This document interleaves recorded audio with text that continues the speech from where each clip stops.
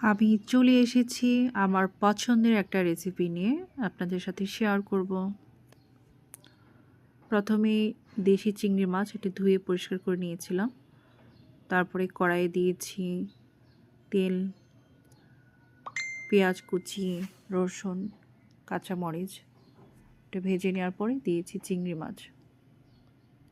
সব কিছু ভাজার পরে এখন দিচ্ছি পালং শাকগুলি।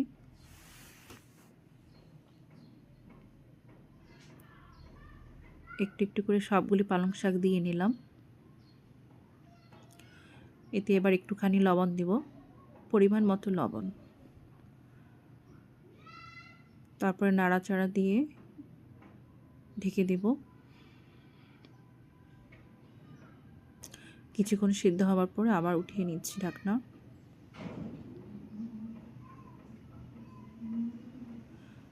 এখন এটা পানি শুকিয়ে আস্তে আস্তে নেড়ে চেড়ে